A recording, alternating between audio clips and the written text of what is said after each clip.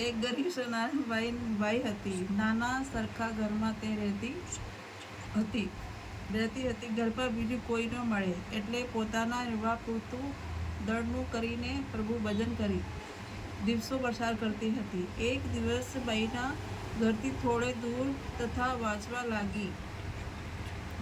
બાઈ માળા લઈને ગયા. કથા સાંભળવા બેસી ગયા. કથાકારે પુરુષોત્તમ માસને હોવાનું મહત્વ સંભળાયું અને અંતમાં યજ્ઞના ફળ વિશે કહ્યું કે જે ભાવિકો યજ્ઞ કરે છે તેઓ મોટા પુણ્ય પામે છે. પુણ્ય પણ એવું પ્રબળ કે માનવીનો જન્મ મરણના ફેરામાંથી છુટકારો થાય છે. આ સાંભળીને બાઈના મનમાં થયું કે મારી પાસે ધન હોત તો હું યજ્ઞ કરત, પણ કર્મની એવી કઠણ છું કે મરનારે બાલની વીંટી પણ ઘરમાં રહેવી દીધી નથી. જો થોડું ઘણું હતું પણ ધન હોત તો હું મોટો યજ્ઞ કરત. હવે કરવું શું? બાઈ વિચાર કરતી બેસી છે ત્યાં તો કથાકારે શ્રમયજ્ઞની મહત્વતા સમજાવી. સેવા યજ્ઞ મહાત્મા સમજાવીને એટલે બાઈના એ સેવા યજ્ઞથી ફળ મેળવવા વિચાર્યું. ગામ બહાર આવેલા તળાવ આગળ એક મહાત્માની મંડળી હતી.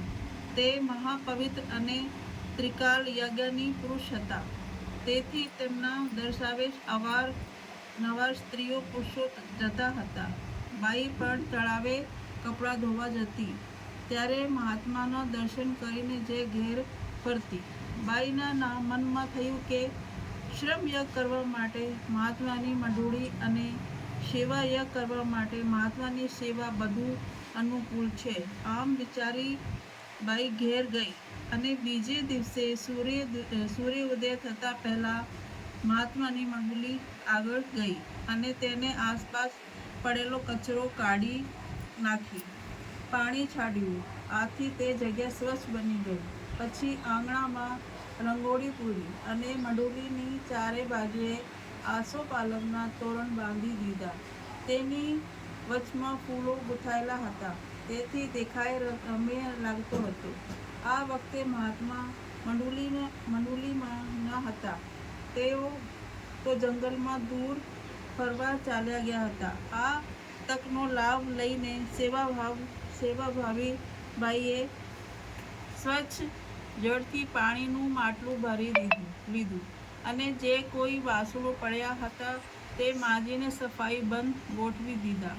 વસ્ત્રો પડેલા તે વાળીને ગોઠવી દીધા. પછી મંડળીની અંદર કચરો પૂંજે કાઢીને તે ઘેર જતી રહી. આજે તેના આનંદનો પાર ન હતો, કારણ કે તેણે શ્રમ કર્યો હતો.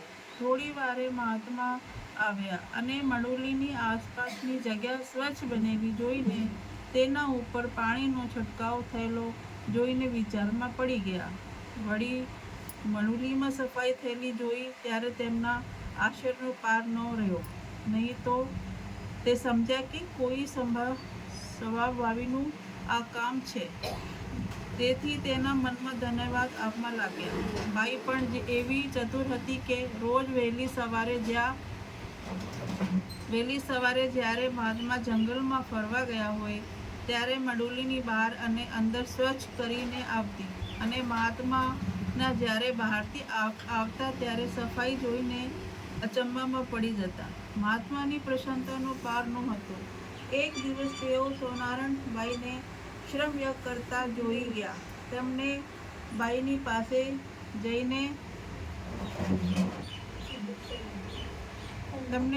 પાસે જઈને કહ્યું, હે વડીબાઈ, આ ગુપ્ત સેવા કરવાનું કારણ શું? બીજાનું સુખને ખાતર તું શું કામ શ્રમ ઉઠાવી રહી છે? હું તારા ઉપર પ્રસન્ન છું. કહે, તારી શું ઈચ્છા છે?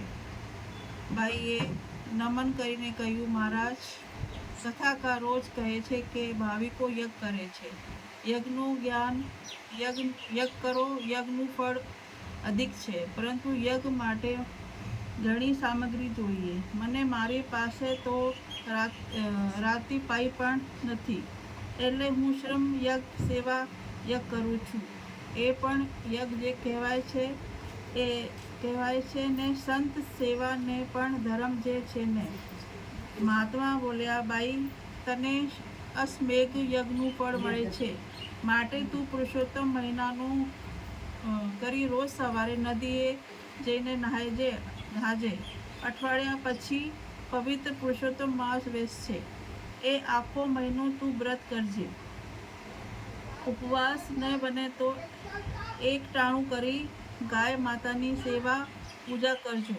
જો તું ભાવપૂર્ણ વ્રત કરીશ, રોજ ગાયની સેવા પૂજા કરીશ, તો તને બધાય દિવસોનું અશ્વમેઘ યજ્ઞનું ફળ મળશે. તારા સદભાગ્યા અધિક માસના આગમન હવે વાર નથી. પ્રભુ તારું કલ્યાણ કરશે. આગળ છે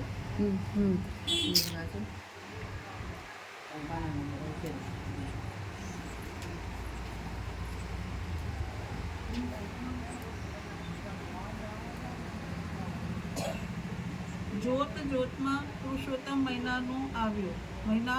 મહિનો આવ્યો અને સોનારણબાઈએ ભાવપૂર્ણ વ્રત કરવા માંડ્યું. રોજ વહેલી સવારે નદીએ સ્નાન કરી આવી ગાયની સેવા પૂજા કરતી અને એકટાણું કરીને આખો દિવસ પુરુષોત્તમ ભગવાનની ભક્તિ કરતી. આથી તેને રોજ અશ્વમેઘ યજ્ઞનું ફળ મળવા લાગ્યું. પણ તેને ફળ મળે છે તેની ખાતરી શું? કુદરતનું કરવું કે ગામના રાજનો કુંવર ગરમીમાં રોગથી પીડાતો હતો.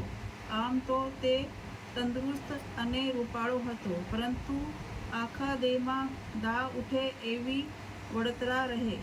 ઘડીભર ચેન પડે નહીં. રાજાએ મોટા વૈદ્યોને બતાવ્યું, પણ કોઈની દવા કામ આવી નહીં. જોગી જાતિને બતાવ્યું, ભૂવા ભરાડીને બતાવ્યું અને બધાએ જુદા જુદા અખતરા કર્યા, પણ સફળતા મળી નહીં. કુંવરની બળતરા મટી નહીં. એક વેળા કોઈ સિદ્ધ પુરુષ રાજાના મહેલે આવ્યો અને રાજાએ કુંવરને બતાવ્યું. સિદ્ધ પુરુષે કુંવરના કપાળની રેખા જોતા સાથે કહી દીધું કે રાજન, દીકરો કોઈ દવાથી સારો નહીં થશે, નહીં મંત્ર તંત્રથી સારો થશે, પરંતુ કોઈ ભાવિક તેને અશ્વમેઘ યજ્ઞનું ફળ આપે તો કુંવરનો દાહ મટી જાય. ધર્મ ફળના પ્રતાપે કુંવરજી સાજા થઈ જશે. આટલું કહી સિદ્ધ પુરુષ ચાલ્યા ગયા અને તરત જ રાજાએ પ્રધાનને બોલાવી કહ્યું, પ્રધાનજી, રાજ્યભરમાં તપાસ કરાવો કે અશ્વમેઘ યજ્ઞ કોણે કર્યો છે. બીજે દિવસે તપાસ કરવા ગયેલા સેવકો પાછા ફર્યા અને કહેવા લાગ્યા, મહારાજ, રાજ્યમાં એવું કોઈ નથી કે જેણે અશ્વમેઘ યજ્ઞ કરાવ્યો હોય, એટલે જ એના ફળની આશા રાખવી તે ઝંઝવાના જળ જેવું છે. રાજા તો નિરાશ થઈ ગયા. અરે રે, રતન જેવો રૂપાળો કુંવર શું આખી જિંદગી વળતો જ રહેશે? એવામાં પેલી સેવાભાવી સોનારણબાઈને ખબર પડી કે રાજાના માદા કુંવરે અશ્વમેઘ યજ્ઞનું ફળ મળે તો એ સાજા થઈ જાય. તેથી એક દિવસનું ફળ આપવા હર ફેર મેલો દોડી ગઈ અને રાજાએ નમન કરીને કહેવા લાગી, મહારાજ, આપ કહેતા હો તો કુંવરને અશ્વમેઘ યજ્ઞનું ફળ આપું. ગરીબ બાઈને મોટી વાત કરી જોઈને રાજાને નવાઈ પામ્યો, કારણ કે અશ્વમેઘ યજ્ઞ કરવો કે કંઈ દેવાનું કામ છે અને આ બાઈનું ફળ આપવા આવી છે. મનાય કેમ? રાજાને વિચારમાં પડેલા જોઈને બાઈએ કહ્યું, મહારાજ, મેં અશ્વમેઘ યજ્ઞ નથી કર્યો, પરંતુ આ પુરુષોત્તમ માસમાં હું રોજ ગાયની સેવા પૂજા કરું છું અને એકટાણું કરું છું. તેનું એક દિવસનું ફળ એક અશ્વમેઘ યજ્ઞ કર્યા વારંવારનું ફળ મળે છે. આવું એક મહાત્માએ કહ્યું છે. રાજાના મનમાં થયું કે જે હશે તેની હમણાં જ ખબર પડી જશે. રાજાના કહેવાથી બાઈએ પવિત્ર જળ લઈને 4 દિશાઓ છાંટ્યું. પછી હાથમાં જળ લઈ આંખો મીચીને પ્રાર્થના કરવા લાગી. હે પ્રભુ, મારા વ્રતનું તેમજ ગૌસેવાનું અશ્વમેઘ યજ્ઞ કર્યા બરાબર ફળ મળતું હોય તો હું એક દિવસની સેવાનું પણ રાજી ખુશી કુંવરને આપું છું, તો કુંવરનું દાહે મટે અને શીતલ થાય. આમ કહીને બાઈએ સૂતેલા કુંવરના શરીર ઉપર જળ છાંટ્યું અને થોડુંક જળ મુખમાં રેડ્યું. સાથે જ કુંવરના દેહમાંથી બળતરા ઘટવા માંડી અને થોડી વારમાં બધો દાહ મટી ગયો.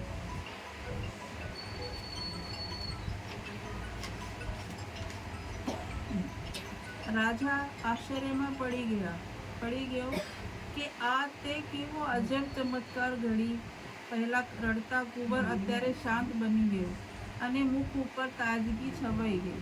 રાજા આ વિચાર કરતો હતો ત્યાં તો કુંવર પથારીમાં બેઠો થઈ ગયો અને ઝડપથી પલંગ નીચે ઉતરીને સોનારાયણબાઈના પગે પડી કહેવા લાગ્યો, માં, તમે તો મને જીવત દાન આપ્યું, નહીંતર મારી શી વલે તાત. રાણી પણ બાઈના પગે પડી. પછી રાજા બાઈને નમીને કહેવા લાગ્યો, માતાજી, તમે તમારી પવિત્ર ભક્તિ શ્રદ્ધાના વડે કુંવરનો જીવ ઉગાર્યો છે.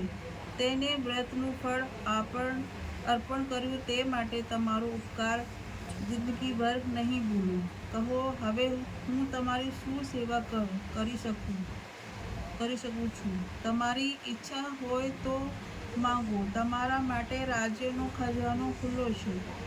બાઈએ કહ્યું, મને પુરુષોત્તમ ભગવાને ઘણું આપ્યું છે. મારે એકલા કણને જેવરાતના ઢગલા મળે છે તો પણ શું કામના છે?